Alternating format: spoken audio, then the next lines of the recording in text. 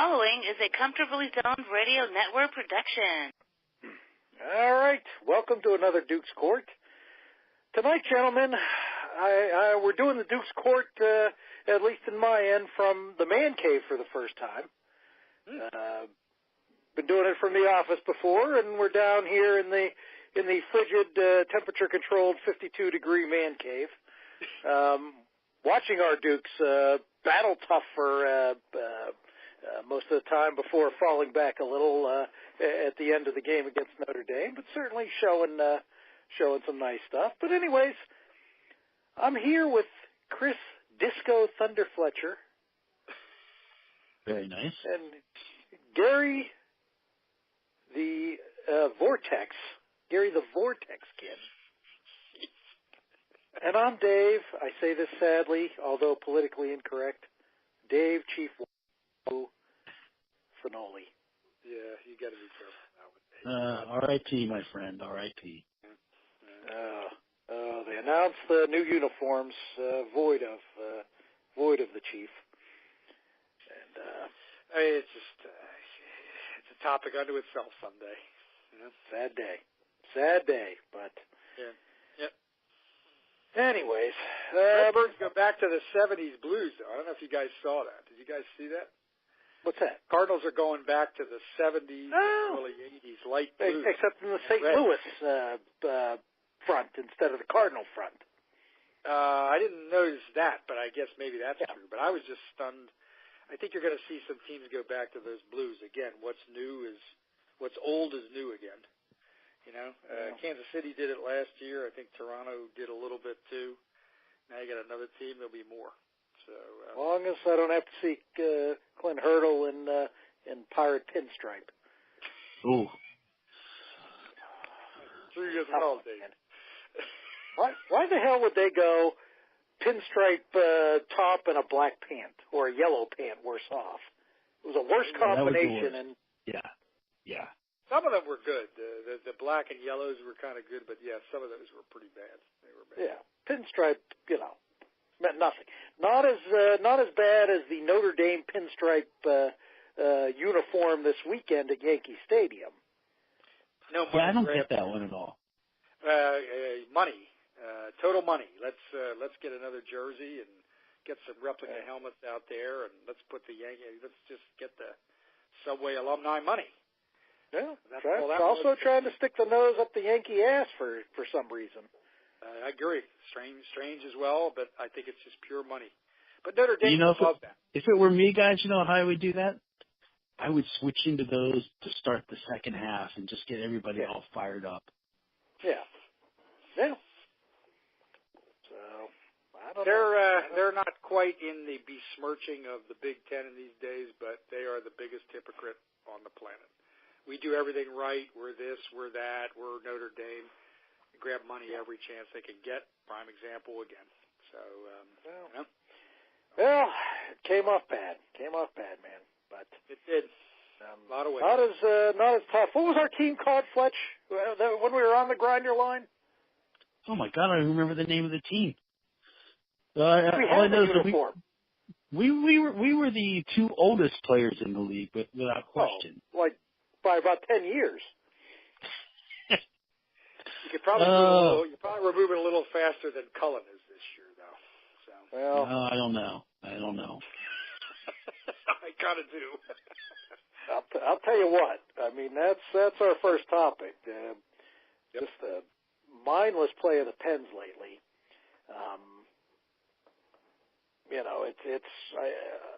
It's a copycat league. They haven't got faster, and the league copied what they were doing. Lot more faster teams out there. Yep. You're playing stupid too. Malkin has no patience anymore, taking he's team leader in penalties by far, and many of them at inopportune times. Basically, I look at this and you can look down at it section by section, come up with complex trades they need to do. I was reading Kingursky, his article on Pittsburgh Hockey Now.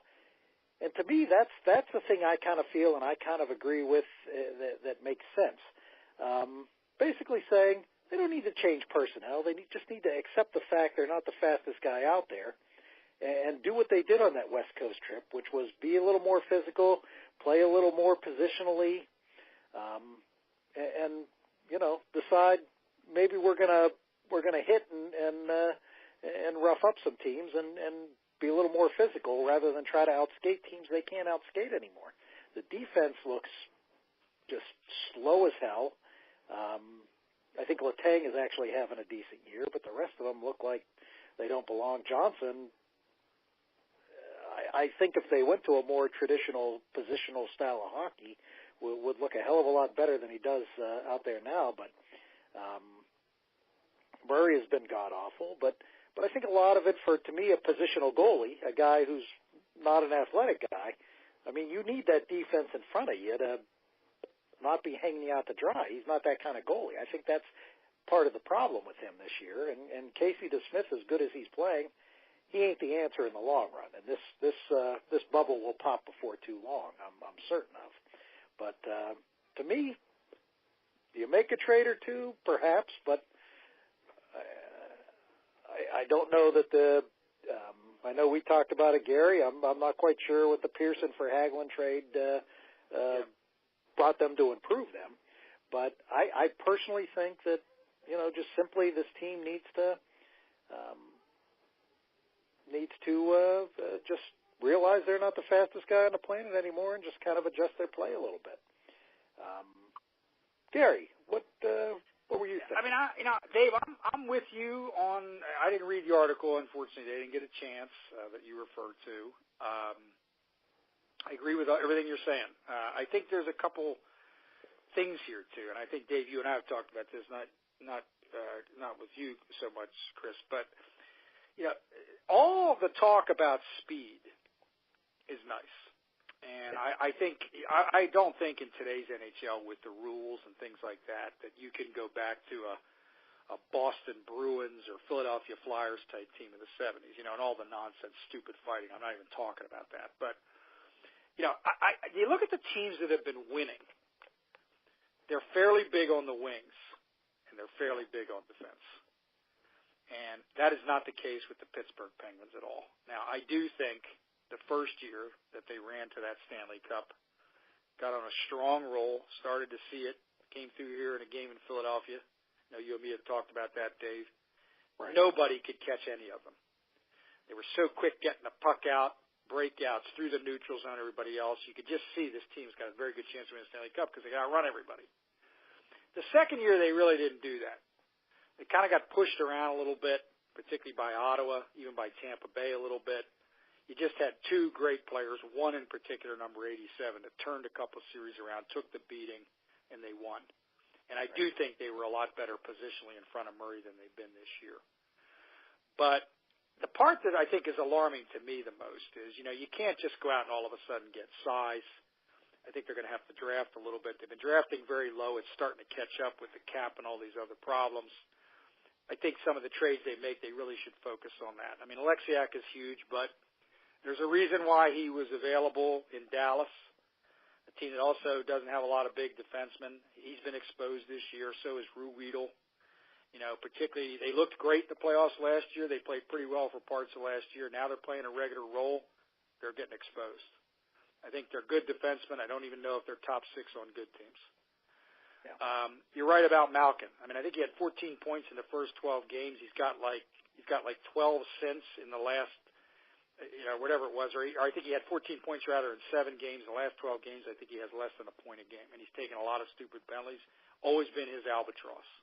Can't control himself sometimes when the pressure's on. Kessel's been pretty good.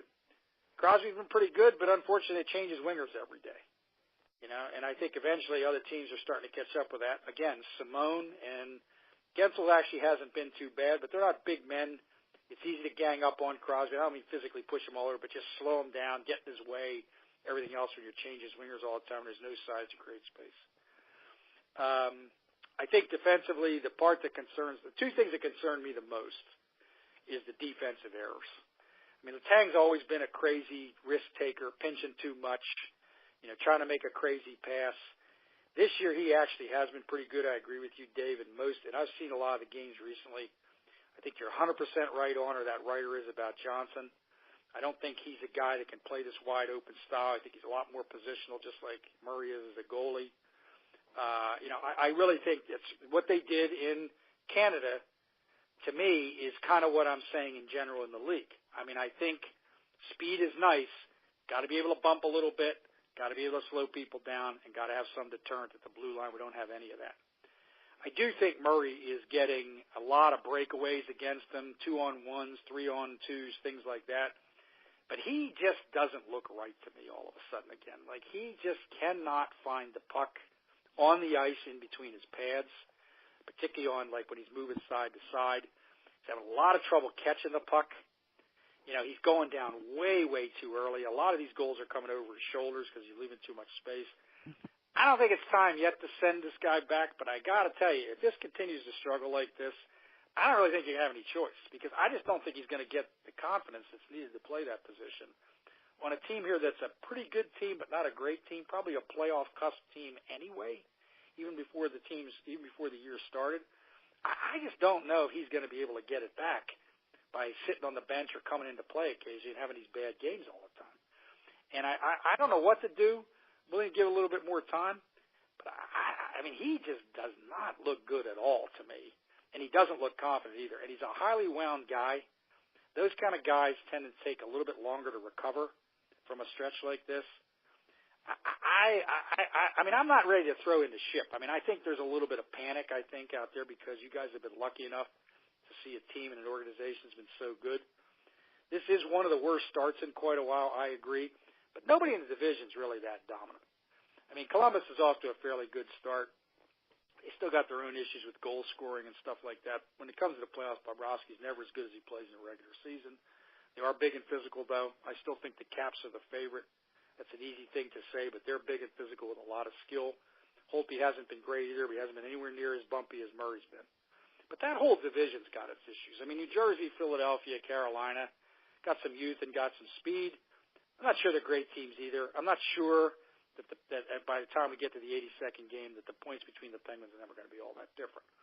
But there are clearly things that got to be fixed. And the one thing that jumps into my head a little bit, it's a little bit early, and it might be blasphemous out there. There's probably people going to blow this show up. But Johnson's a little bit of a yeller and screamer. Sullivan's a little bit of a yeller and screamer. When you start seeing these kinds of defensive miscommunications and pucks turned over and all these, you just wonder, like, is there a tune-out? Now, I'm not suggesting any coaching changes made because I think he does have the respect of these guys. But right now, it just doesn't look very good to the outside eye. Like, something just isn't quite right. I don't think this team is anywhere near as good as the team that won the first cup, nor as good as the second. I think that some of these players that they really counted on, I mean, Rust has 1 goal in 19 games. He's played with Crosby about half that time. Think about that. Cullen's got 2 goals and 2 assists, but, I mean, honestly, he's having a lot of trouble keeping up with some of the centers that he's going up against, even on the fourth line. Strong has no goals. The loss of Schultz really hurt. I mean, he was a guy like Letang, kind of a one-man breakout at times, although his first year was far better. First full year was far better than the second year. That's hurt a little bit. I think the Pearson thing is in line of what we're talking about. Pearson's a little bigger than Hagelin, a little more physical. He's not as fast. A little more able to deal with the grittiness in front of the net and the corners, which I think is why Rutherford made the deal. But, they don't really have a lot in the farm system, if you can believe it. I'm not surprised we're a little bit on the downside here. I mean, look at Chicago and Los Angeles. They did the same model the Penguins did. They paid their core. They tried to fill it in with a lot of younger players. Chicago has the same problem. DeBrincat and some of these other younger players, and some of them even been traded, really aren't quite what they thought they were because they were drafting so low. And I honestly think that's what we're facing here. But I also don't think it's time to panic yet. They're not in that horrible of a position, and I don't think the division is all that dominant. So, I think there's changes that got to be made. I don't know exactly what they're going to do. I don't think they have a lot to offer other people. I do still say the same I said a few weeks ago, Dave, when we talked. If we're bumping along like this, I really think Rutherford and Lemieux are of the mindset, and they have to be out there because of the size of the city, despite the steady cap. You're bumping along in February or March, you're in the playoff hunt, but it looks like you're clearly not going to win it. I do think Letang is going to be the guy to go because he's going to bring a lot back to you. I think, but I don't think you're going to see more changes than that in their big core. But I think they need far more size on the wings. They need a little bit more size on defense. I think they should play physical like they did in that Western Canada trip. And I think Murray somehow they got to figure out what's going to work the best. And we're not there every day, but clearly he's not getting better. He's getting a little worse.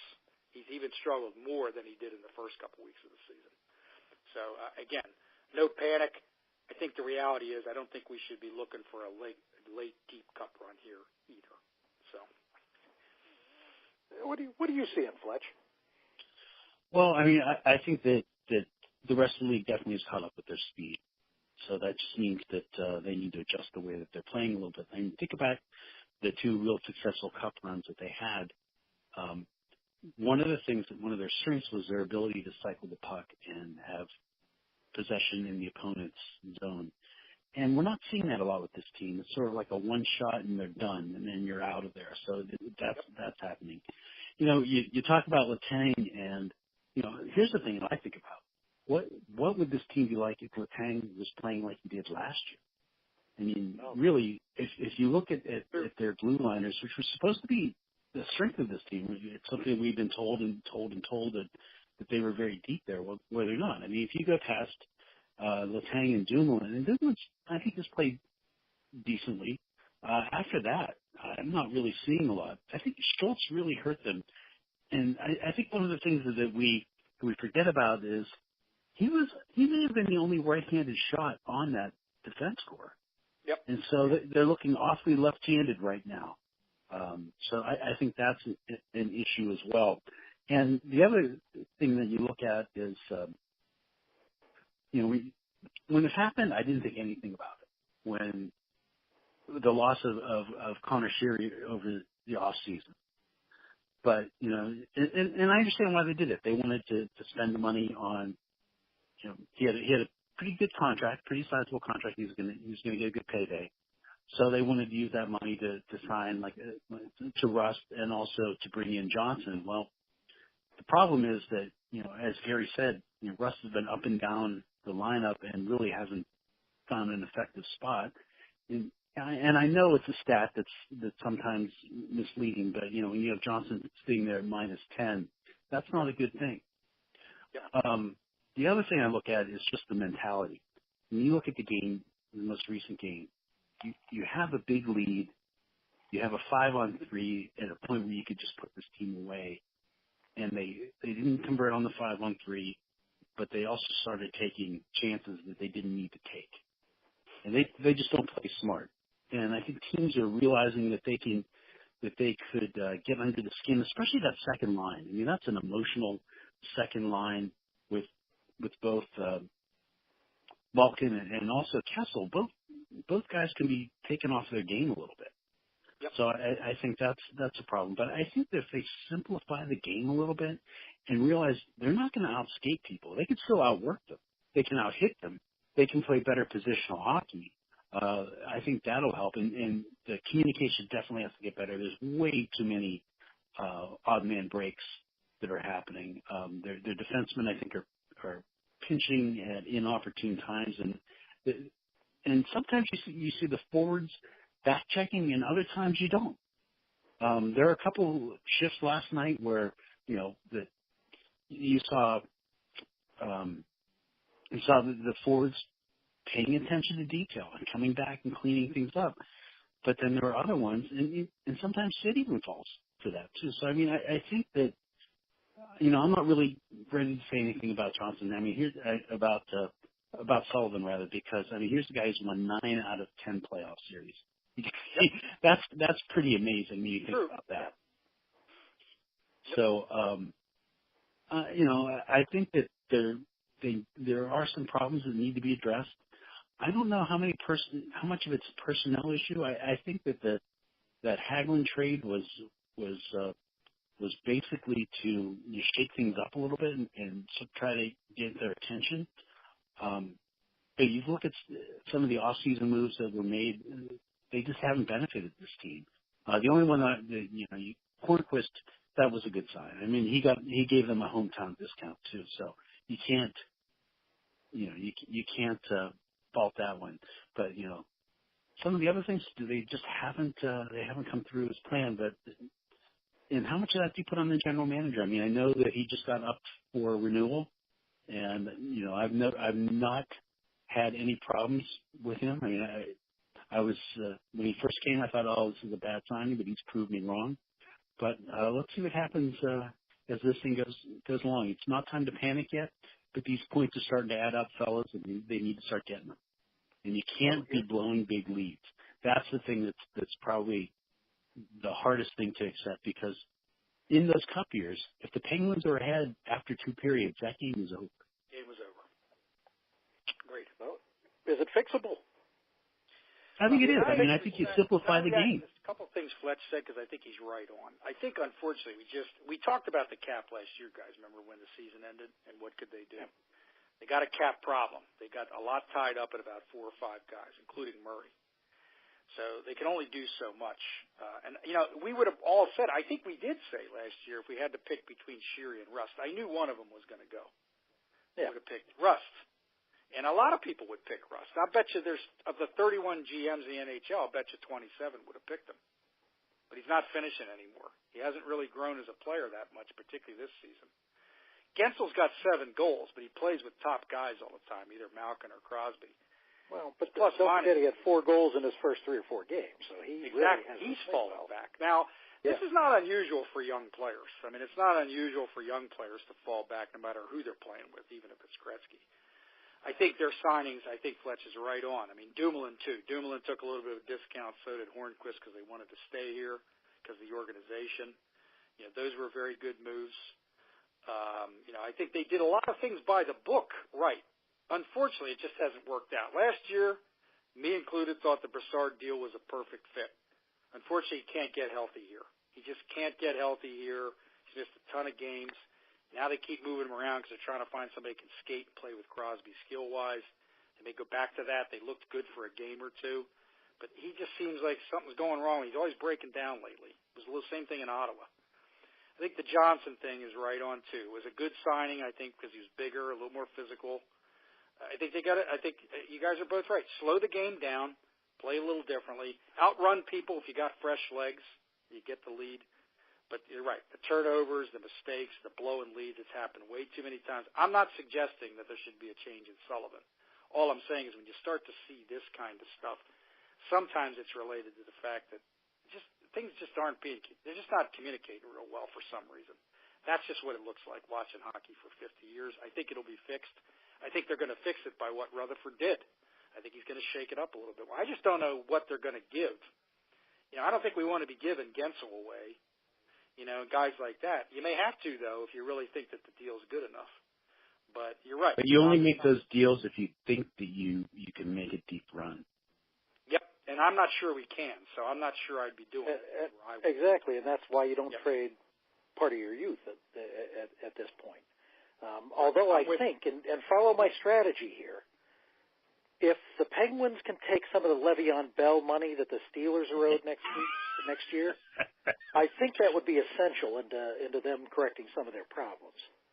Well, maybe we should just thank them all a little bit for this great 12-year straight playoff run, too. Maybe if we did that, things would be a lot better, too. Just thank them a little bit. That's all you got to do, Dave, You think the Steelers will thank them by lending them $6? They got $14.5 million next year. The teams out there cooperate with each other in marketing, so maybe it's a possibility, Dave. Maybe you should get to work on that. It certainly could. No, it's tough to criticize them. I mean, and I think what happened is basically teams got caught up to them. They copied them. They went with the speed. They went with the youth. We're a little on the old side now. I don't know what you can do at that point. You're not only have you been drafting low, but you haven't been drafting at all in the first or second round for quite a bit over the last couple of years because you've been trading away the picks, which was the right thing to do. Yeah.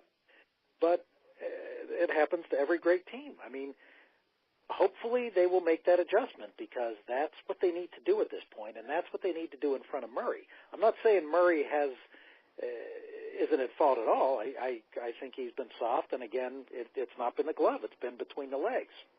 Yep. And down, way down. If you're 6'4", if you're dating, that's a problem, and if you are a goalie, that's a problem. That's the two problems you have with that. And but I think you need a guy like that. You need to be responsible defensively in front of him. Yep. And they have not done that. They have not done that at all. You said it perfect, Fletch. They've been pinching up. They've been gambling. And, you know, the athletic goalie isn't going to succeed in those situations many more times. They'll succeed a little more. But Casey DeSmith, I don't want to say he's been lucky, but he's been on a hot streak. He's not that kind of goalie. He is what he is. He's a backup goalie. I mean, he's kept them in it, though. This ends up turning into be an okay season. Here's the other thing, guys. You can't keep pulling Murray from games. No, I agree. That's my point. How many times have they pulled him? You know, sit him down, get him right, but don't keep pulling him. That's my point. You said it better than I did in 15 minutes. That's my point. Well, still a young man, only 24 years old. Yeah. Don't pull him. You have. I have two criticisms of this guy. That's one of them. That's a great point. The other thing is when you are changing lines at a frantic pace, you are not going to get the continuity you want. Sometimes you just got to suck it up and let it year long. Let it go. No set combinations. Correct. Yeah. Right. You know, and again, chemistry. I wouldn't fire Sullivan, but you also got to put the blame on him when it comes to those things. I think he's feeling that he just cannot find, other than that Hagelin, Malkin, Kessel, which has pretty much been kept together till the deal. All other three lines, and particularly with Sid, it's never consistent. No. And it's constant jumbling. And there's a lot of new faces. Grant's a new face. Ashton Reese, for all intents and purposes, a new face. Sprong getting a chance, not making the most of it again. I mean, you know, Broussard in and out. Simone really played a little bit last year, maybe 35 games, not regularly. Now he's irregular. Right. A lot of change. It's almost too much jumbling. The way I feel is give it a run. Look at the schedule. Say this is a run where we feel we could win some games, home games or whatever. Try to keep a couple combinations together no matter what the hell happens. I agree. Yeah. Fletcher's point about Murray is better than mine. That's what I'm worried about. I don't think the guy's going to lose complete confidence. You read anything about him, he's not going to lose any confidence. But he's certainly struggling right now, and he admitted it the other day. And I think that maybe the thing to do is say, look, Matt, you know, you're still a young man. You got some options. Get down there for a couple weeks. He plays pretty well. You bring him back. All of a sudden, he's looking at the thing differently. I do think that should be across their mind. I think it is. But you're right. It's so many of those things, too, Dave. I've said that so many times. It's never the same line combination any night. No. Other than that one group. You need the continuity. It's really hard to do that when you've got a team that maybe is a little bit on the downside, a little bit small. Right. You know, it's really tough to do that at that level. A couple steps matter there.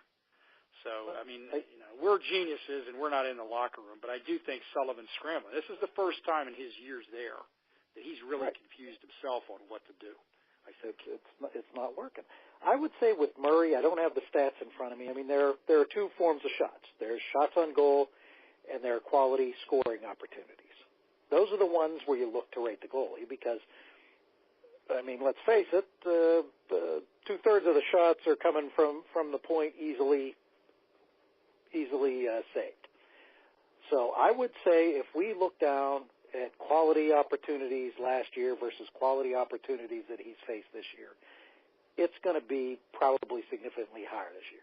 As I said, don't have the stats in front of me, but to me, the confidence, obviously, and what you said was spot on, Fletch, but I think that's the other thing. I think he's facing too many odd man rushes. And, no question.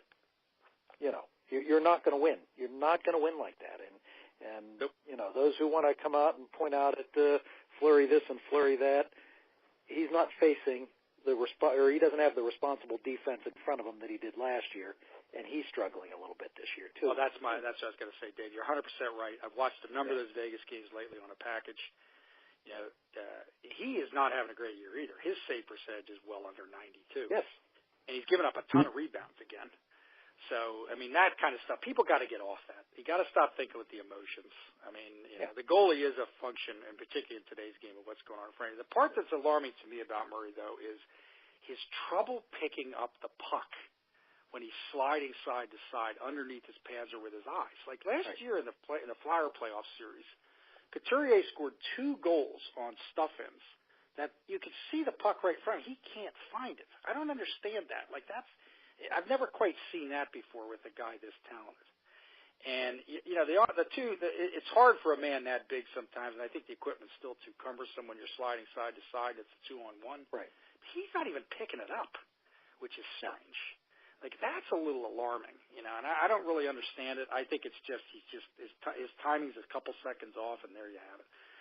877 is very low in today's. I'll tell you guys, one thing that it tells me is I've gained a new appreciation for Tom Barrasso because he was facing a lot of those 2-on-1s. His goals against were a little bit higher than a lot of his peers, but you know he had that wide, free-ranging hockey in front of him, and he kept them in a lot of games when there were a lot of defensive breakdowns. And I think he's a Hall of Fame. I mean, get off my soapbox here, but he should be in the Hall of Fame. He's a Hall of Fame goalie, no doubt. But and you led into the segue. You set up the segue, Fletch. No, I'm a segue man. That's your segue. Look forward to that next week. We got the 2019 Baseball Writers of America ballot for the Hall of Fame. Last week we talked about the committee, and this week we have we have the baseball writers. And I'm gonna ask you a question here as I look down here on Baseball Reference. What guy on the ballot has the best RBIs per at bat? Ooh. So I'm going to guess. I'm going to think about this for a minute. I mean, Martinez drove in a lot of runs. I'm going to say Todd Helton. Yeah, that's a good Todd guess. Helton, that's your guess? That's what I'm going with. Yes. Yeah. All right. You're incorrect. Gary, what's your guess? It's not Helton. The more I'm trying to look at this ballot here. I mean, McGriff played a long time. Is it? Well, this is going to be a sissified. Is it McGriff or Martinez? They both played a long time. No, they're both sissified. Are you going to make a comment about that, Fletch? No. I mean, I'm not. I'm too busy picking myself off the floor from getting knocked down by a high heater from Dave Finoli under the chin. There you go. You're wrong. You're both just wrong. Are you ready for the answer? Go. Mariano Rivera, 1 RBI and 3 at bats. Oh, there you go. Oh, well played, sir. There you go. All right, I'm looking down this, and you know, I'm not necessarily a huge fan of the reliever in the Hall of Fame. I think you have to be pretty spectacular in the top 5 or 6 of all time, like a kicker to go in the Hall of Fame. But Mariano Rivera was the best. Mariano Rivera, when the game was on the line, it was over. And as good as some of the relievers are, I don't know that I've ever seen a reliever that I would basically just shut the TV off at that point because the game was over. But when Rivera came in, that's exactly what you got. A guy who, over the course of, how many years did he play here? He played 19 years. His whip is 1 even, which is over 19 years to have a whip like that to me, is just mind-boggling. I mean, take the saves, take everything else. You know, this guy was just shut down. 998 hits in almost 1,300 innings. Only 71 home runs in that time. You know, this guy's a Hall of Famer. This guy, to me, I would put him in. You know, I'll keep it to a 5. No, you know, you get 10 men on your ballot. I'm going to keep mine to 5. Second guy, you got to come to grips with the modern day pitcher, and you know, kind of grasping that 290 wins to 300 wins just ain't happening much. Nope. But Roy Halladay, to me, 203 and 105. The guy was a big game pitcher.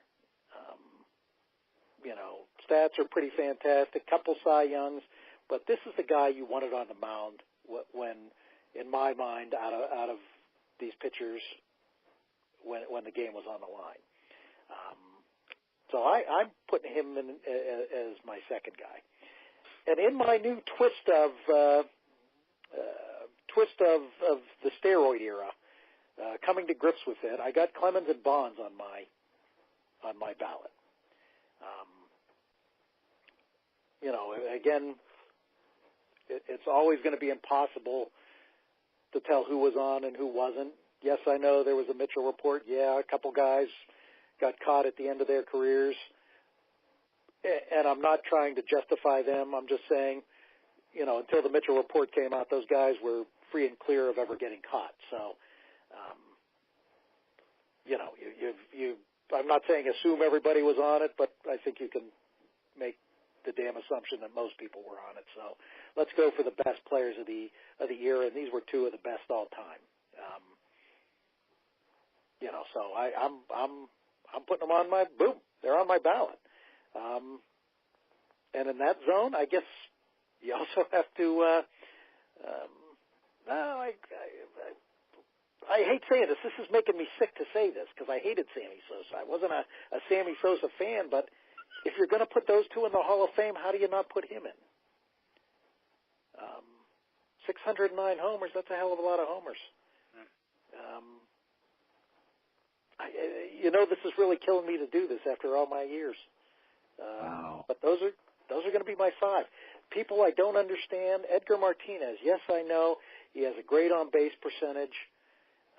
He won a couple batting titles, but my problem with him, not only just as a DH, and I think he's one of the guys who will actually go in the Hall of Fame. My problem with him is you look over 18 years, the guy has 300 homers. The guy has 1,200 RBIs. The guy has 2,200 hits. He doesn't have, to me, the numbers you need over the course of a career. He had a good peak. He didn't have a peak of a lifetime. So I don't quite personally get, why Edgar Martinez has to be in the Hall of Fame as so many people seem to be pushing for him. Bucina and Pettit would be two others I would think would be on a short list to put in there.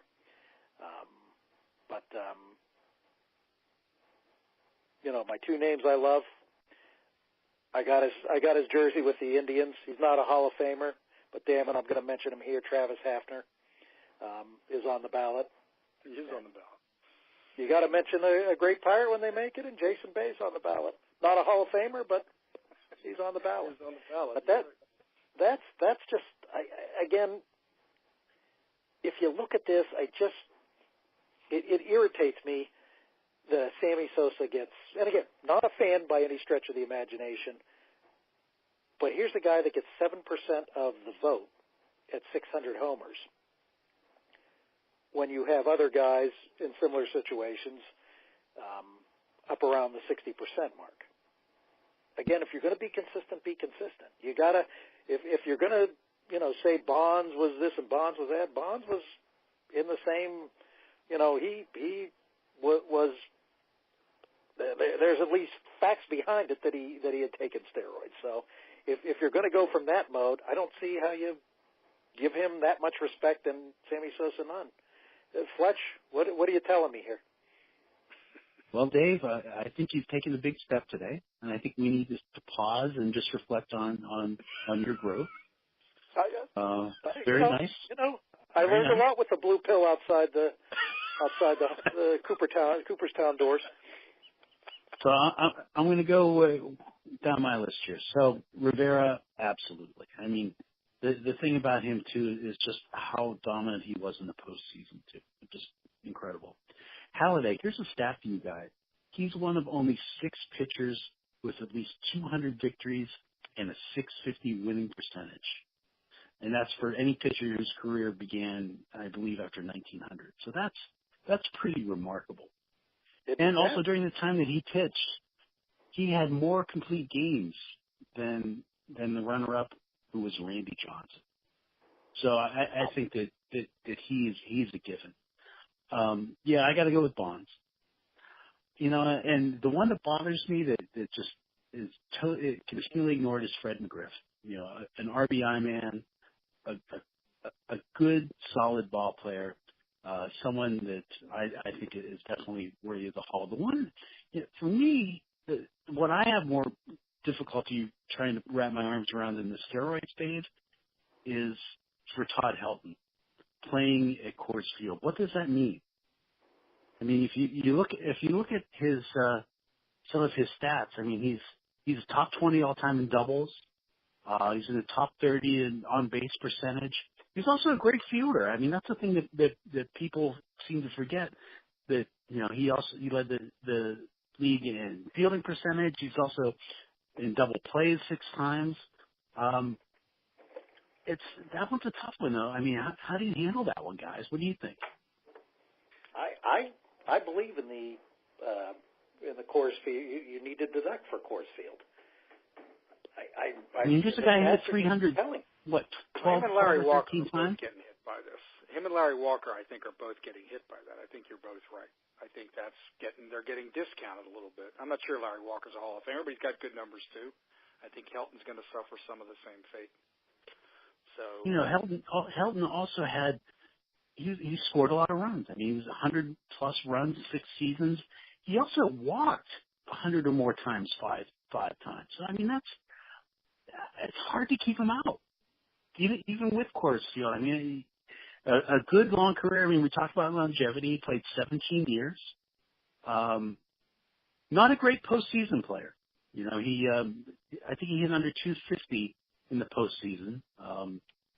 But finished top 10 in the NL MVP 3 times. So, I mean, he's a tough one. I'm not sure what to do with him.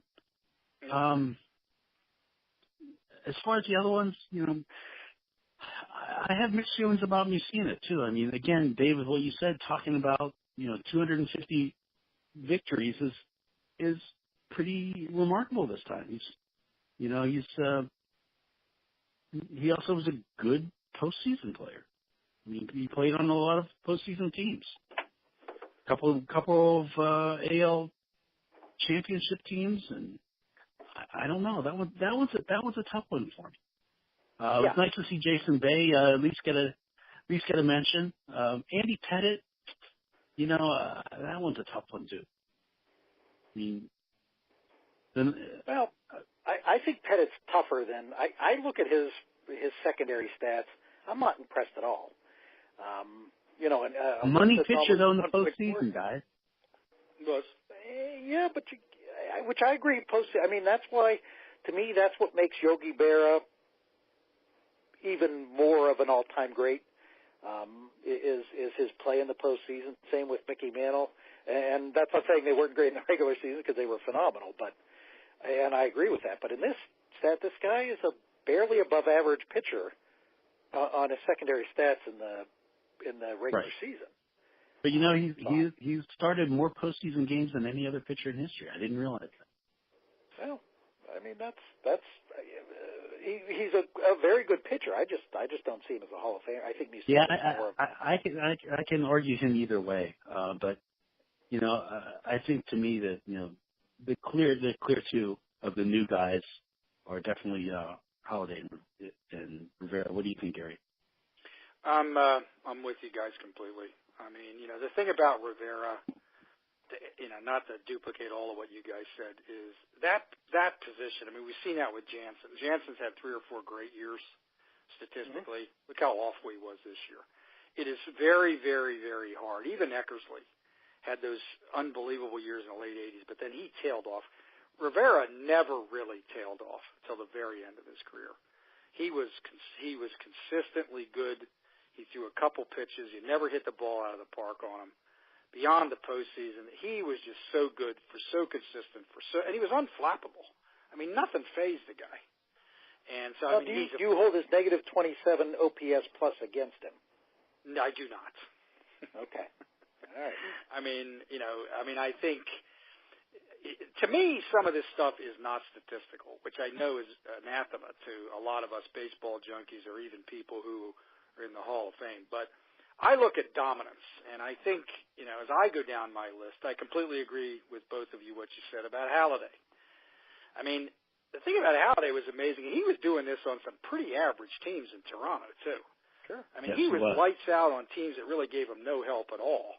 He's pitching complete games and shutouts and winning Cy Youngs. I mean, then he came to Philadelphia at the end of his career, which was a good team. But he was far better before he got here. I mean, and, this numbers, the 203 games, that's kind of like the steroid issue. You can only be judged on what your era does. Right. 203 games in the era he pitched is remarkable, as well as the 2,000 strikeouts when you're only going 7 innings. His record compares well to Pedro Martinez, who got in a lot on that, too. Correct. I mean, Halladay really had everything. He was a big man. He had lots of stuff. He could strike you out. He could work around you. And he was on a lot of teams. And he was, again, very, very consistent. At the end of his career, he got hit around a lot. He'd worked a lot of innings by that point.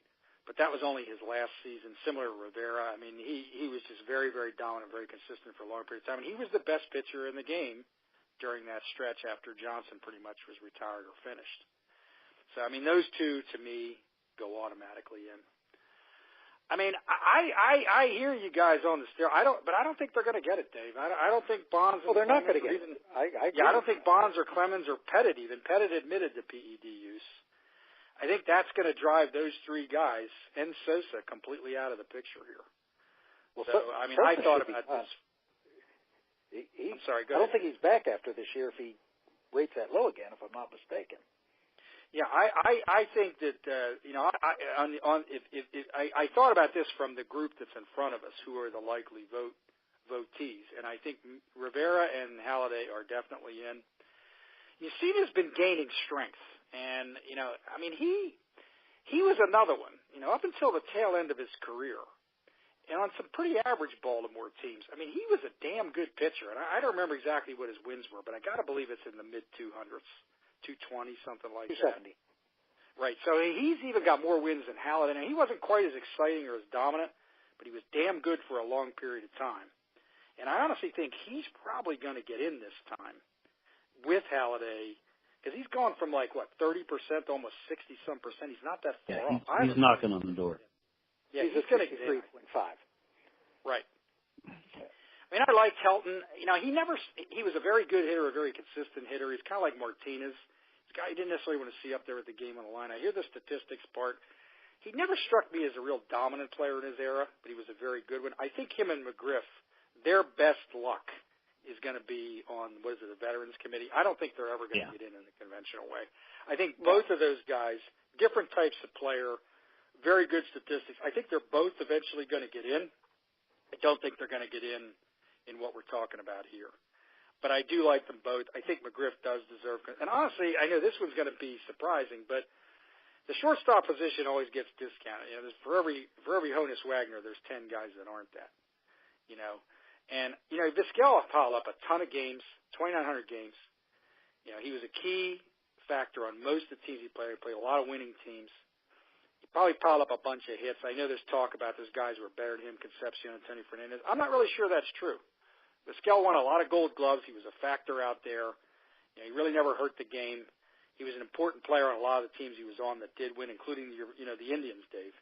I don't think he's going to get in, but I think he's going to get growing support as time goes, if I'm not mistaken. So he doesn't have the offensive statistics of it, but the game's not solely offense. No. I mean, he was clearly a factor, winning Gold Gloves and cutting balls off and making pitchers look a lot better. I'm not sure I vote him in or not, but I think he should get more consideration than he's gotten at times in the past. And he's not as bad offensively as people think. He was not. He hit 2,800 hits or something, didn't he? Yeah. I mean, I didn't have a chance, unfortunately, to get fully prepared, but I think did he have? No, you're on point. 2,877. Yeah, I mean, he had a lot of good years. I mean, he wasn't a bopper. He wasn't a big RBI man. But how much did he save you? I mean, that people forget that stuff. People fall in love with all these numbers and stuff, and we all know this. But you talk about a dominant player at that position. He wasn't quite as exciting as Smith was, who to me was somewhat overrated. particularly. But he was every bit as good as Smith as a. I think he's every bit as good. I think he was. It just wasn't as exciting. That's all. He was in better position often. So, Vizquel to me deserves credit. I got to think about it a little bit more. I'm not sure I'm ready to put him in. I think this year's class, I don't think Martinez deserves it. I think Martinez was a very good hitter, good guy. Again, people fall in love with the personality. Martinez is never a bad guy, hurt the game, good with the fans apparently, pretty good publicly. Nice player, not a Hall of Fame player. Curt Schilling, I'm going to take away the personality there, which most people can't stand. He was dominant for a while, pretty good postseason pitcher. His numbers aren't bad. Took him a while to get going. He really didn't have a very long career. I think he's on the border down the road. I don't think he's getting in a conventional way. Bonds and Clemens, to me, despite their PED use, should be in. You're right about the Sosa numbers. Sosa, some of those 60 homers 3 times and 609 home runs and stuff like that. They're going to put these steroid guys in. Those 3 should probably go in, but I just don't think it's going to happen. I think it's going to be a fairly small class. I think it's going to be Rivera for sure. I think it's going to be Halladay. I think Mussina's probably going to get it. I would hope that one of the 3, McGriff, Vizquel, or Helton, get in. I'm not really sure it's going to happen. I don't think it's going to be a big class. I really don't. You don't think Martinez is at 70? It's only I'm stunned at that one. I don't know if you are. For me, he would not get in. He may be part which of I agree. Class because of what you say, Dave. I think people have, for one reason or another, people have gotten behind him. He did have a long career, not really that long relatively. He was primarily a designated hitter, and that is the game, unfortunately, the era we're in.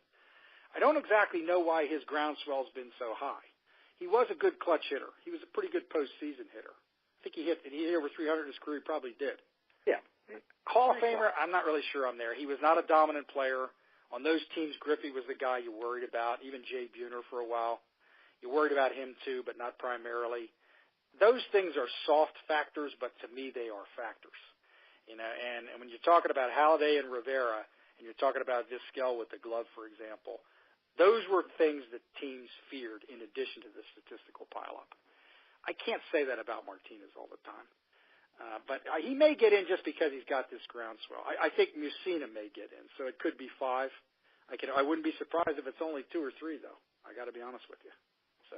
Well, now we're down to 10 years now, correct? Instead of 15 yes. on the ballot. And I think that was done basically to keep the steroid guys out. I would agree. Right. I would agree. And this is Martinez's 10th year. I really do not think he is a Hall of Famer, but at 70% on his last year, I think he edges in. You may be right. Probably right. You may be right. Probably right. Yep. And I'm not going to make a big fuss about it. I'm not going to make a stink about it like Phil Rizzuto or Lasorda or some of these other nonsense ones that have been put in there. But to me, you're talking about a guy that was the star that stirred the drink and consistent offensive performance and worry more. It's Fletcher's guy. It's Helton to me. If I'm going to do that, then I'm taking Helton over him, despite the Coors Field, question marks. Because I think Helton was probably a little bit more power, a little bit better glove, played a position, a lot longer career. You know what I mean? And honestly, I think his numbers are a little bit better. So if you're going to do that, I think Helton should be the guy. But you're probably right, Dave. You probably are right about that. Well, I think one thing that's going to kill them is Coors Field, but again, you look at their numbers. Their most compelling number to get in the Hall of Fame, and I'm Larry Walker and Todd Helton are basically a two-headed monster in my eyes. Yep. They're the same animal if you kind of compare. In fact, Walker probably had a better peak where he was considered, among the best more than Helton. Both great players, and certainly both are the better players of their era. But the thing that's going to kill them is not only the Coors Field factor, but the fact that you look down at their career numbers, and they really didn't have any career numbers that are going to bowl you over. In essence, if you're going to take a guy coming from a Coors Field, you want to look at a guy who's over 500 homers, who has 2,700 to 3,000 hits. over 1,500 RBIs. And, you know, that's where they're lacking a little. And I would think, I mean, and I agree with you, Fletch. I think out of the group, Fred McGriff is probably the one that is the biggest damn shame that he's not in. And this is his last year. And let me see where he was. Yeah, he's at 23%. He doesn't have a shot.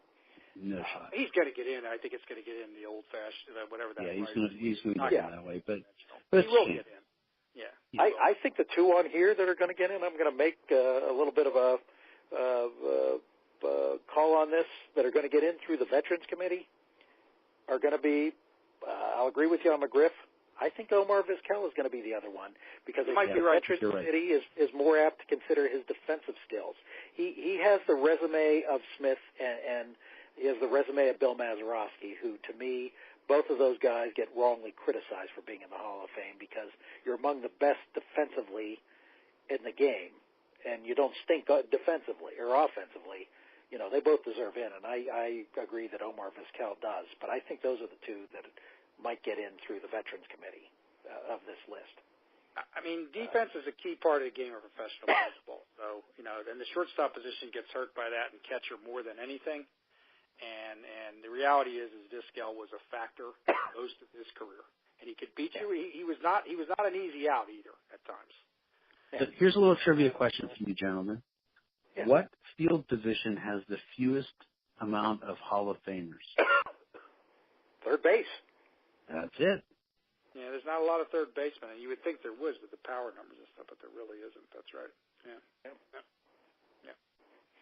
Yeah, I mean, I think McGriff and Vizquel will get in there. When people start looking at this stuff back, and I don't know. I don't know. I'm not an expert on this, but I got to believe that Veterans Committee is a lot more focused on the history and the place and what the guy meant during his era.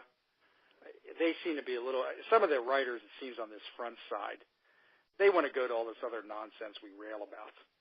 I mean, I don't think it's nonsense completely, but it's only a tool. I mean – I didn't need to see numbers on Halladay to know how good he was on a bunch of bad, mediocre Toronto teams in the mid part of 2000 to 2008. Nobody wanted to see him. I mean, you know, I don't need numbers to tell me that. You know, on the other hand, though, too, with the baseball writers, you have guys like Jeff Kent who had no shot because he was such an ass that no baseball writers would vote him in. I mean, the Schilling's going to get killed because of that. I mean, he's going to get killed for that. Clemens would have, even if he didn't have the smell. Bonds, too. I mean, it is a factor. I mean, we're dealing with people here. I think you got to separate. I think that's a little juvenile. I mean, Kemp's hit more home runs. It is what it is, fellas. It happens. It's right. You're right on. It does. And this is the worst system for getting in the Hall of Fame in professional sports. I like the NFL one, man. Have people come make their cases. That is spot on. Yep. But now the worst guy on the ballot, I'm going to go Rick Ankiel. Oh, worst absolutely. Guy on the ballot. No question. No question. That just shows the ballot's a little bit cracked, honestly. You know. I hope Danny Russell didn't hear that, but I'm going to say he is the worst guy on this ballot. He's no Ken Reitz, I'll tell you that. I would put Ken Reitz in before I put Rick Ankiel. If the season ended in May, Ken Reitz would be a Hall of Famer. I like the concept. Maybe that's the Hall of Fame you can put in Jeanette, PA. Baseball's May Hall of Fame. Ankiel said he was going to come back last year, too. He almost screwed his chances here, didn't he? Well, now, does he get kicked out of the Hall of Fame if he makes a comeback? Mario didn't. Am I having a senior moment? Didn't he threaten to come back last year with like Kansas City? Well, he saw that Tebow was getting a chance. He thought, "What the hell? I might as well go back one more time." Well, I heard an NFL rumor that Steve Lankowski was going to get another opportunity to. Well, let's go, fellas. Let's get going, fellas. Come on, let's be men here. Let's get going. I'll tell you. Rick Ankiel is our what, Fletch? He's our Busher of the Week. Who's it brought to you by, Dave? It's brought to you by Schwabel's Bread this week. Schwabel's bread. Nice. Because Rick Ankiel is a white bread baseball player, so I think that's a very good sponsorship. There you go. He's going to get a $25 gift certificate to Schwabel's bread. And all the fried bologna he can eat. Oh, my God. Could there be a better prize? Why is that? Why do I see on Facebook every time? Can you remember when you're eating fried bologna? I eat fried bologna at least twice a week. Why is that a thing of the past? Am I just living in the past by eating fried bologna? No, sir. That is a trend that needs to be recognized as being an all-timer. It's an all-timer, Dave. God. If there were a bad for you sandwich Hall of Fame, that would be in it. And you should be consistent with it. You don't want to forget such greatness.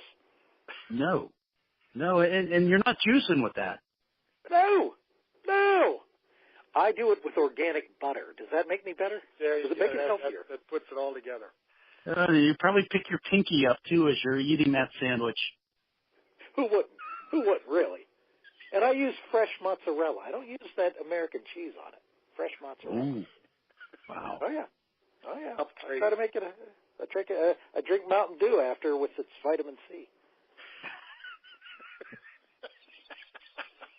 Oh, my. I'm going to have to do some of that for the next Pacific podcast we're doing here. There you go. Gary, what's your big moment of the week? I know you've been chomping at this. It's an easy one, David. Fletch. Oh, please. Harry Crockett's catch and 4 guys falling around him and winning the Northeastern Conference and going to the playoffs. Got to be that one. I mean, was that just a hell of an end? A pass really was. When Harry's getting his ass kicked? And B would be the Steelers' fourth quarter against Jacksonville. They look or third and fourth quarters look completely dead. That would be my B. Those would have to be my moments of the week. I mean, you guys in Pittsburgh have had some really good weekends this fall. You know, I mean, there's been some really none better than this past one, fellas. That was it a was weekend. An amazing weekend. It really was. It was an amazing week. Fletch, what are you bringing for your moment of the week? Well, I think it's time to recognize a good guy in sports. I'm going to do that. I mean, this is not a guy who's going to be driving 100 miles an hour down McKnight Road. And we're going to be waving goodbye to one Josh Harrison. But he did something pretty spectacular this week. I don't know if you guys heard about it. I did not. So he contacted Robbie Imakowski and said, hey, the Pirates, they declined to pick up my option. So I'm a free agent. I'm going to be moving out of Pittsburgh. And he said that he and his wife, Brittany, wanted to donate stuff from his house to those who need it in Pittsburgh. Oh, wow. So what it turned out to be, guys, is a 24-foot U-Haul truck pulls up. They gave away everything in their home.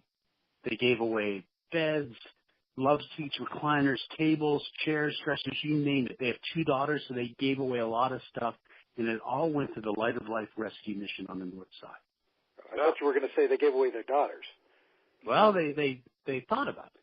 And then the other thing is Josh took the time he took pictures with the movers who were big Pirates fans. He gave them signed baseball cards. And, here's a guy who's a 2-time All-Star for the Pirates. You talk about good guys in the community, always a good guy, but talk about the way to leave. That, to me, is the kind of story that I think we should be talking more about and not some of the asinine things that these guys do off the field. And obviously he didn't do that requesting 20 million cameras around him as he does it, which irritates the hell out of me when athletes travel to do good things. And I'm doing air quotes, which you can't see because we're not a visual podcast. But they do good things, but they have to have the camera around so everybody knows they're good. That irritates the hell out of me to see that. Particularly this guy, NBA, from what you're telling me, I had no idea. Yeah. NBA is the guiltiest of that. There's always a camera on some of them about every wonderful thing they're doing. Yep. That's a great one. So I'm wishing him the best wherever he ends up. The guy who may not have had all the talent in the world, but he certainly played hard. And I think he was certainly a fan's favorite here in Pittsburgh, too. Absolutely. Well, one thing I'll say to that is a great story, Fletch. And Dave, you're right. I didn't even know about that. That would be something the media would crawl over, even if they got wind of it. Yeah. But, that's the thing that you guys are blessed with, and I can tell you from being away so long. Pittsburgh is a very tightly knit. It's not a bunch of BS like the rest of the world. Pittsburgh is very tightly knit. If you're a pretty good guy there as a player, it's the best city in the world to play in. And that kind of stuff would not happen in a lot of other cities for a million reasons, good and bad. And that's also a tribute to Pittsburgh. Obviously the guy felt enough about being there and what he experienced there to do something like that. That's also a tribute to the place out there. That's the good part of Pittsburgh and its size. And I'm telling you, what happened after that tragedy? I can't be any prouder of this city than seeing how it came together. Yep. After that tragedy, and yep. just gave so much to the victims of the tragedy, and that's a great story, and that's just emblematic of just some of the things we've seen over the last couple of weeks that make you proud to be from this city. Yep, and you guys should be. There's being away a long time, I'm qualified to say that. Here that wouldn't happen for both good and bad reasons. It wouldn't happen for good because you'd be afraid of what somebody might do, a lot of crackpots, everything else, other stuff. And then I think there's just not that connection. There's just no connection at all. There just isn't. Right. I'm sure Green Bay has some. I'm sure some other cities have some. But Pittsburgh, I think, is unique in that particular with regard to the sports and the involvement of people and the emotion they put in it. It's just different. Absolutely. Absolutely. But I'll tell you, my big one was going to be the Pitt victory. You're getting stopped offensively against Wake Forest in the first round. That's not a bad Wake Forest team. I was getting a little irritated at some of the talk around, that somehow this should be an easy win. Wake Forest is a good team. Wake Forest dominated a good nationally ranked North Carolina State team the week before and had a great game plan in the first half. But the way Pitt rebounded in the second half, the way Narduzzi had them coming out, the way the defense just stood so firm and the offense made adjustments, and they finally unleashed Kenny Pickett, and Kenny Pickett told his detractors, screw you, I can play quarterback, and had a phenomenal game and showed all of a sudden you can't just key up against Pittsburgh's rushing attack. And whether you get the hell beat out of you by Clemson or not, this is a great moment. This is probably, especially if you beat Miami, the greatest moment in Pitt football since the Sugar Bowl in 1982. So it doesn't say a lot about what's happened in those years, but it hopefully says that this team learned how to win, and it translates to the program going forward. But that being said, one thing I'm kind of excited that I forget what the organization's name. I think it's Sport Pittsburgh brought so many NCAA championships to this city. Great response to the NCAA Division III volleyball championships that were at the Palumbo Center this past week. I'm going to head out to the Division II men's soccer championship next week, which will include a team from the PSAC, Westchester. But it's great what they did there. They've brought 6 championships, both Division II and III soccer, Division II and III volleyball, and cross-country championships. But in the future, they got a Division I wrestling championship here, Division I women's volleyball championship here. Division I's men's basketball is coming back in a second round. And they have the Frozen Four coming back, Division I Frozen Four. So just exciting to see them strike up a deal with the NCAA, getting to see so many championships in the city that started this past week. And I think it's a great way to showcase the city and hopefully get even bigger events, maybe a later round NCAA, hopefully down the road. But kudos to Sport Pittsburgh and their negotiation to get so many for here. Dave, I had one thing to that. Being back here in East so long, it's funny. It's so consistent. The following thing I hear: people who have no experience with Pittsburgh, and a lot of these sports programs and stuff. These people coming in who've never been to Pittsburgh before. They go out there and they say, "We love Pittsburgh. We can't wait to get back." So you're right. I mean, I think the long-term effect of these 6 and 7 tournaments like that, exposing the city, people staying there for 3 or 4 days, a lot of things going right in Pittsburgh beyond just the Pittsburgh football. I'm glad about that. I say kudos to that, too. That's fantastic. Yeah, absolutely. I know it's going to be cold, but I will be there for the men's championships. A little too cold to watch 4 consecutive games of, unless you want to come, Fletch. The men's championships are at 11-2, and the women's at 5-8. I'll be there with you in spirit. I think you need to whip up one of them bologna sandwiches with that, Oh, if you bring the bologna, we may be talking then. I'm saying. Maybe I'll call the Riverhounds and see if I can borrow their kitchen. There you go. Oh, man. Fletch, what's going to be the prediction of the week? Well, I've got to revisit my last prediction first. Okay. If you guys remember that I predicted a blowout in yesterday's Monday night game, the other night's Monday night game, and I was wrong. I'm not afraid to admit it. It was a Madden-esque game that we watched, a 54-51 game. The only time in the NFL that the team scored 50-plus points and lost. That's pretty amazing.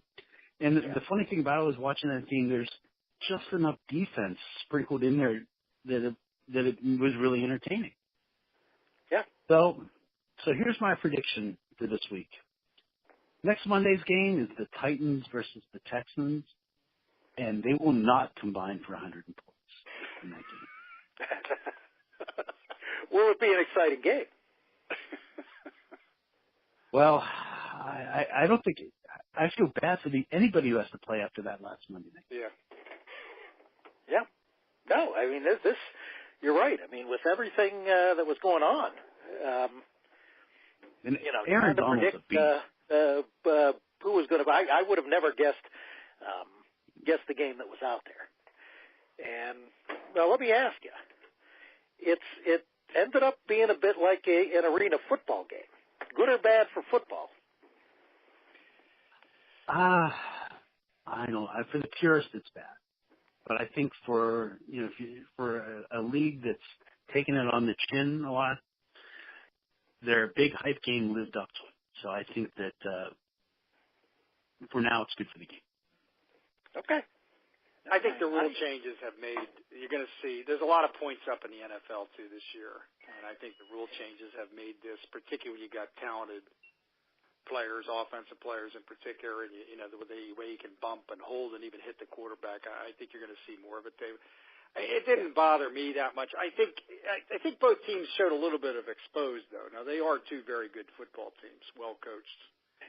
Right. But you don't go far in the playoffs giving up that kind of yardage. Well, that's my point, Fletch. They showed that they are beatable and they can be exposed. I mean, Donald is a dominant player and that linebacker with the 2 touchdowns. But, I mean, the Rams didn't look that vulnerable against anybody like they did last night either. So, well, I mean, I think, there's some exposing that went on there. Now, they're very good teams. And the Titans aren't going to do that or the Texans against them. But I was a little bit surprised the Rams were quite giving up so much, quite frankly. So it was entertaining. I watched the whole thing. Very entertaining. Yeah. I mean, I saw something today, Dave, media-wise, just in a little bit of time I had, that people were saying that the hype of that game, all the attention on it, the move in the venue, like you pointed out last week, Fletch, and all that stuff, is actually going to make the ratings go skyrocketing up for the games on Thanksgiving Day and this weekend. I don't know if that's really true, but I do think it gave it a boost. I think if anybody heard about that or read about it or watched it, I think it probably gave a little bit of a boost for a league that has been belted around a little bit. So I think in the short run, it's a good thing, Yeah. So, I mean, it was entertaining. It was entertaining as hell. But very much so. Yeah. I just, my thoughts, especially you, Fletch, about the pinball games. But you know what? You couldn't turn away from it. Because there was stuff happening the entire time. Lots of stuff happening. Yeah. But what do you think of the 50s Rams uniforms? What do you guys think of the Deacon Dan Towler mid-50s gold? What do you think of those? I wanted the blue and whites. You know where I am. Me too. Yeah, me too. But, I mean, it's interesting how, boy, they're pulling out since they went to L.A., all the historical ones. But how about that crowd at the Coliseum? That's the most rocking crowd I've seen there since they've been back. That was great. Yeah. Well, and here's the thing. They had, less than a week to sell that game? Yeah, and they sold it. Yeah. Well, here's the other thing. I think a lot of people in California out there, they needed a break. And I just want to say, put a personal thought in there. When I lived in California, I worked for a small publishing company, Miramar Publishing. It was a husband and wife team who ran it. Great people, Denise and Tim Novoselsky. 25 years ago, they lost their home in the Malibu fires. Last week, Denise lost her home again in this round of fires. How that can happen to someone twice like that is just beyond me. I feel for her, and I wish all the people in L.A. the best in coming back from what a horrendous tragedy that was. Yeah. Yeah. Beautiful place, just awful stuff happening lately. I mean, it's just awful. Yeah. I mean, and the mudslides and other stuff. It's just a beautiful place. It's a shame. I agree with you, Fletch. So. Absolutely. Yep. Oh, man. Gare.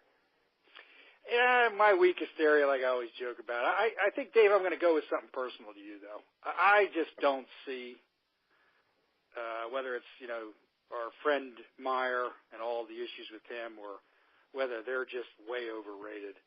I know this is the game. I don't think it's going to be much of a game. I think Michigan's going to hand them their head.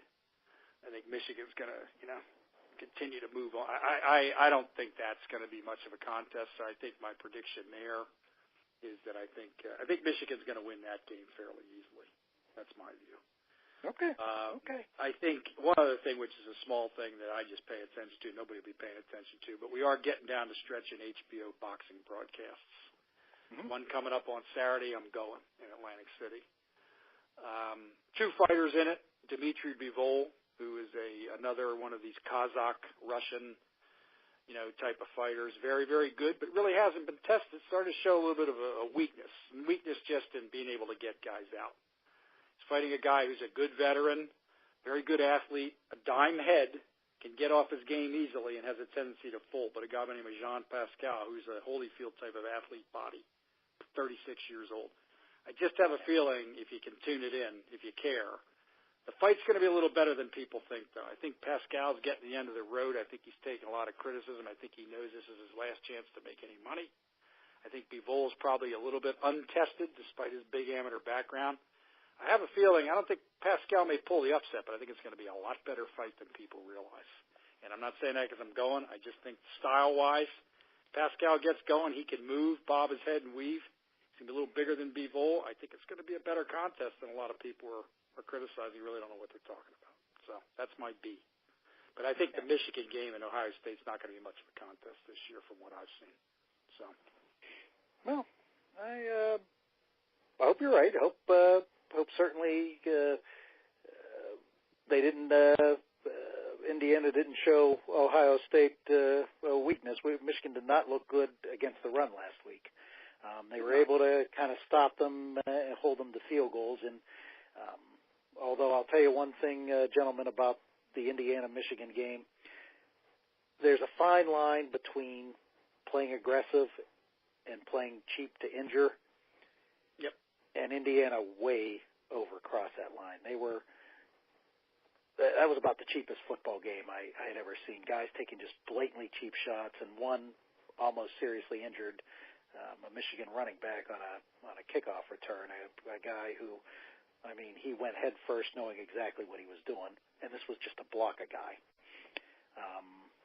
So I give a second Busher of the week to the Indiana program. Arts just pulled off a trade. We're getting this fresh here. Oakland acquires Tanner Anderson for a player to be named later or cash. Tanner Anderson, he of the 1-0 Pirate record with a 6.35 ERA this year. So there's your Pirate trade of the night. But anyways, I can't say how disappointed I was in Indiana. What did the officials do? I didn't see that game. Did the officials do anything about it? Oh yeah, they kicked them out. Okay. They did. There was a number 72 on the offensive line. The environment we're in now, there's not a lot. I mean, there was a game, I saw some of the highlights in the Duquesne game. I mean, some of these flagrant fouls and stuff in basketball are just a joke.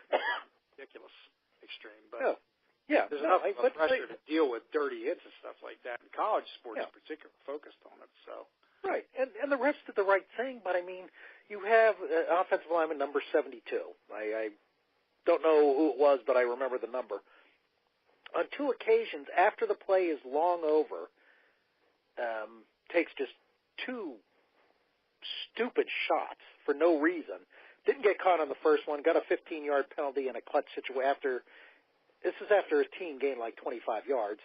So it was a net loss of 40 because of the penalty. Yeah. But, you know, and the coach is up there, especially after the targeting. He's slapping the player in the head. He's excited for him. And, really, you know, I was surprised Harbaugh didn't just hold back and punch the coach at the end of the game.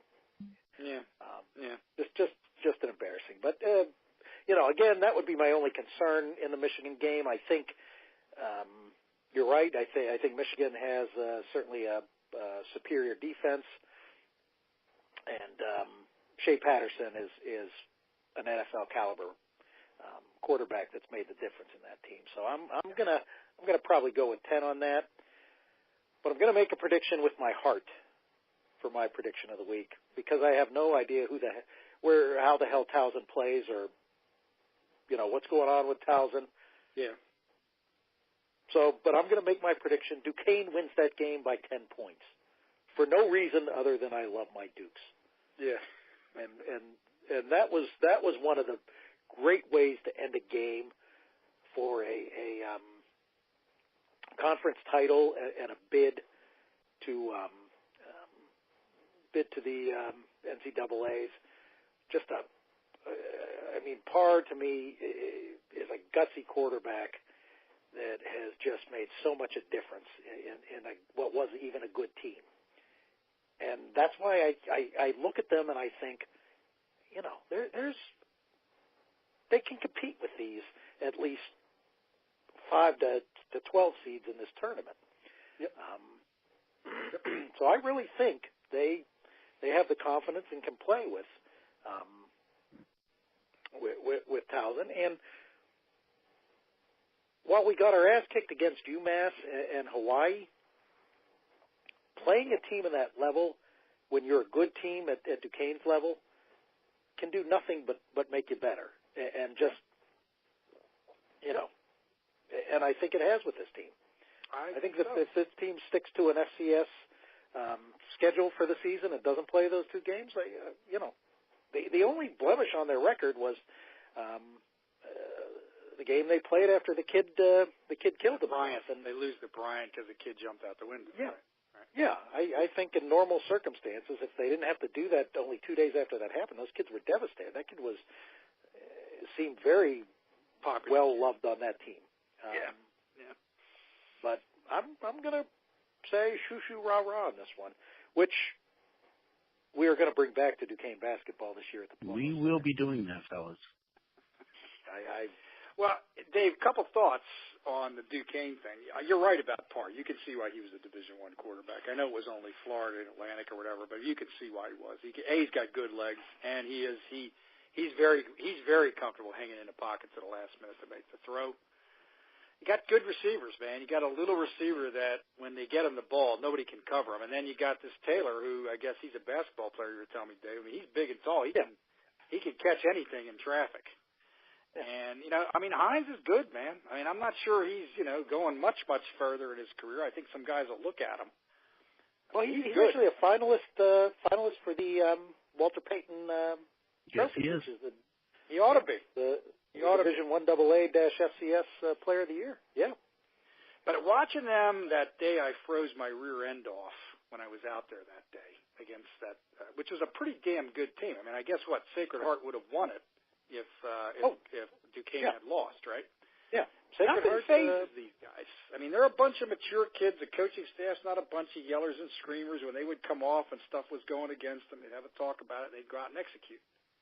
It's a very well-coached football team at that level, and I think that starts with Schmidt. But, I mean, just the whole environment's one of kind of calm focus, not a lot of goofy dancing and stuff. I mean, it's a program is doing a lot of things right in my view. Watching some of that stuff, that doesn't translate into wins and losses directly. You got to have talent, but it certainly contributes to it. And I think that you may be right, Dave. I just don't know enough about these programs, and I just don't have time to know. Yeah, but I'm not going with any Jimmy the Greek here. This is just purely with the heart, and just seeing what I see with that team, and I mean it makes up for. I mean last year Schmidt had an NCAA. I don't know if you remember this, Fletch. But Schmidt had an NCAA bid in his pocket. All he had to do was kneel down in the middle at the 1 yard line, kick a field goal, and get out of there. And instead, he tries to run it to the far left, giving his kid an impossible angle from the 10 yard line to kick a field goal in. And you know this wasn't that the plot of All the Right Moves also when that came out with Tom Cruise? Yeah, it was.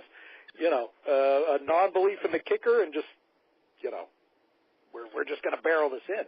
You play the percentages here, boys. You play the percentages, and the percentage last year was to just, and you know that nasty game, which I know I probably pulled out every conceivable curse word afterwards of the Cincinnati Pitt game, where basically all Wannstedt had to do was the same thing, just kneel down at the 3 yard line in the middle instead of scoring with a minute and a half left. When your defense can't stop anybody. Same kind of idiocy. You just kneel in the middle, take the field goal, and get out of there with a win. Particularly late in the season when you've earned this far. That's the one thing that I think might be the difference in the two teams till it's done that we saw last night with the 100,000 points. McVay's a young guy getting a ton of credit. We don't know how good he is yet, but Reed just always outthinks himself when he gets under crunch time. Now, I don't necessarily think he did that last night, but he did that so many years here in Philadelphia, and that kind of stuff, Dave, was constant. And I just think that'll end up biting the Chiefs again because he gets conservative. He overthinks himself. He doesn't do the safe percentage play. I just think it'll bite the Chiefs again with him at the helm. He wins a lot. Not criticizing that, but can't manage the clock and makes those kind of mistakes. And you wonder why do you do that stuff? Like what are you overthinking about? It took you 10 games to get to this point, right? Like I mean, right. You know, I mean, I don't understand it, but it's like throw your fastball. If your fastball is your best pitch, throw it once in a while. Same thing here, right? Well, I hope you guys did. We didn't have the podcast last year for that Central Connecticut game when he did that. This is my getting this off my chest. It's been sitting there. Dave, you've made so much progress tonight. You're really evolving right in front of us. Do you think it's having the podcast out in the man cave that has done this?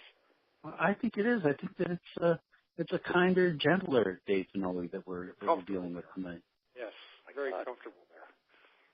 So you know, maybe I've progressed or given all my bitterness to Gary over the course of time here. I haven't said one bitter thing tonight, gentlemen, have I? You just not. You know, next thing, Dave, you'll be saying that you're for the designated hitter, and then I'll know that something's going on. I don't think we're going to go that far. No. Okay, good. All right. I'm happy to hear you've drawn that line. No, Edgar Martinez, my disgust for him, I have disgust for him as a Hall of Fame candidate. Yeah, I mean, but it's Thanksgiving. Welcome back, Dave. Let's be thankful. Thanks, man. Thanks for waking me up. Right. Appreciate that. We're supposed to all be thankful, too, gentlemen. Come on. It's Thanksgiving week. I know. My hour and a half Thanksgiving yearly. Fletcher, are you getting an hour and a half Thanksgiving this year? You haven't got to work on Thanksgiving. Oh, no, I'm good. All right. I'm good. All right. Very good. I'm ready to drop, Dave. I'm ready to drop. I'm probably going to sleep half of it because of my own insane job, but at least I don't have to go into it one day. So while you're sleeping, I'm going to keep Westmoreland County happy with good prices, and maybe that's what's making me peaceful, Fletch. Maybe it is. Oh, but again, I'm now getting bitter because I looked up on my wall and there's Chief Wahoo, so now there's the bitterness again. Maybe you'll find some. Maybe you'll find some Chief Wahoo clearance items back in the back there. And I need to find it. I need to channel my inner Wahoo. There he is again, my 48 Wahoo. All right, now I'm on the bitter side again. All right, gentlemen. Life's full of shifting tides. So there you go. You have a wonderful Thanksgiving, and hopefully when we speak again, it'll be of an 8-4 Pitt team. Oh, there we go. And we'll be talking the second round of the NCAA playoffs. And I know you'll be asking me, Dave, how was the Westchester game? I'll let you know next week. Yeah, when you have the sniffles from being out in the cold for no apparent reason. I'm starting to get them now just in anticipation. I asked Viv if she wanted to go with me, and the roar of her laughter is still in my ear. All right, guys, have a great Thanksgiving. You too. Take care. Happy Thanksgiving, gentlemen. Love the fact that we're doing this. All right? There you go, bud. Take care. Talk to you soon. Bye. Bye. The proceeding was a Comfortably Zoned Radio Network production. Thank you for listening.